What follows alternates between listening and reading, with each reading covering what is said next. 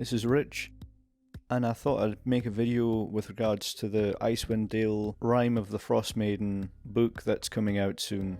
I'm going to try and get all of the news and everything we know compiled together. I'll put a spoiler warning up before I say anything that's out of context, but generally speaking, it'll be art spoilers, story spoilers, and potential mechanic spoilers as well. So if you want to play it and you're not a DM, then maybe skip ahead when the tags pop up.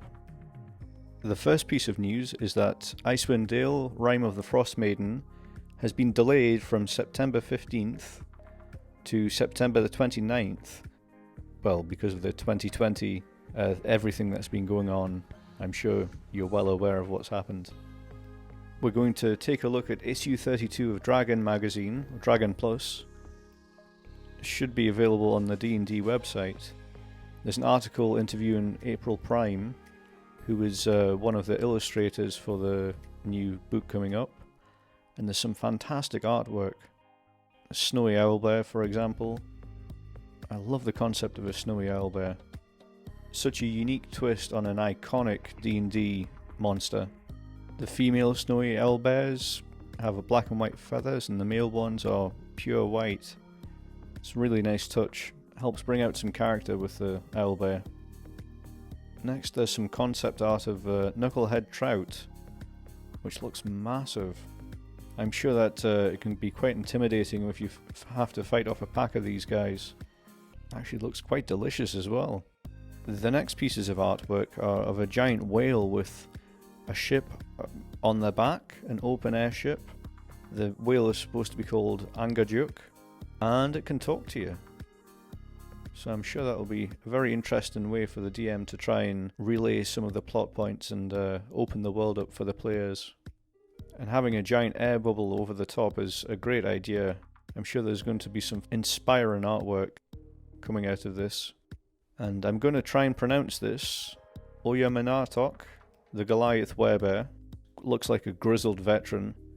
I think it's a nice addition to have the small sunglasses with the slits in the eyes. I've seen these used for Inuits before.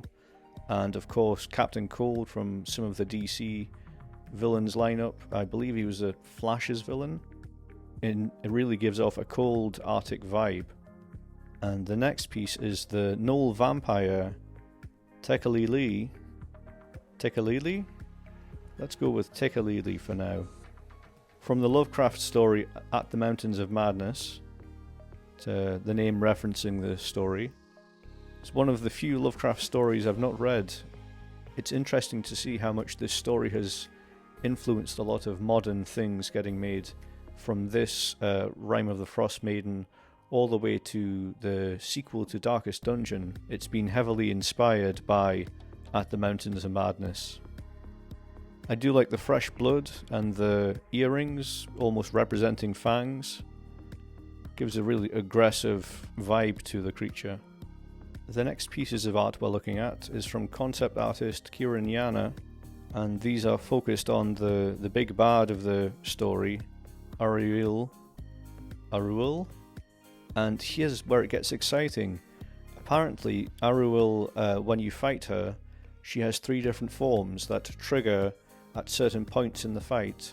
If you reach certain parameters, the fight will alter drastically. It's a great way to spice things up. I like that they're starting to borrow gameplay mechanics from video games, because there are some fantastic ideas that could be transferred over to the D&D game. It almost reminds me of Dark Souls, where you will be fighting a boss and then midway through the battle the creature will change and you'll have to change your game plan and adapt to the situation. It really makes the players think, and instead of just presenting a bullet sponge in front of them. And here is the front cover from Tyler Jacobson. It has a very foreboding presence, main antagonist, looming over the frozen corpse with a couple of wolves beside her. It has a very movie poster quality to it.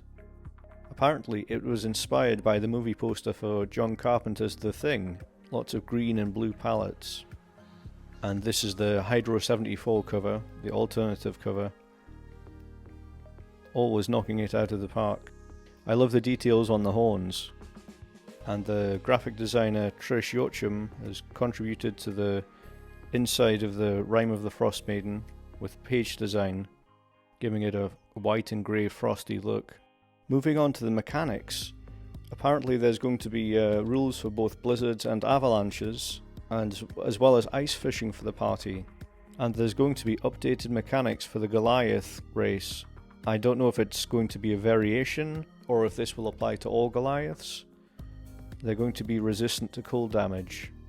The book is going to be written for level 1 to 12 characters, so I don't know if it's going to be the same story and you adapt your character's level, or if it's going to be a complete 1 to 12 story. If so, I don't know if it's going to be leveling up very quickly, because you have other stories like Lost Mines of Phandelver, which go from level 1 to 5 very quickly. Then you have other books like Waterdeep Dragon Heist, which is only level 1 to 5. There is a lot more detail and a lot more content between level 1 and 5 in those books. This is a great way to focus on some of the areas of the Forgotten Realms. You have Icewind Dale, you have Baldur's Gate, you have Bavaria in Curse of Strahd. I think Icewind Dale deserves a lot of attention. It's one of my personal favourites. Another part that's not been covered yet is that in this book each player will get to roll their own secret on when they create their character. So I don't know how much that will affect the gameplay, but it's always a great way to add more backstory to the character and really help flesh them out. The secrets are only known to the player, something small and relevant, or something that has catastrophic consequences for the rest of the campaign. Well, that sums it up. Thanks for watching the video. I appreciate everybody that leaves a like or a comment or subscribes. I know it's a cliche with YouTubers, but it means a lot to me. I'll try to reply to every comment if possible.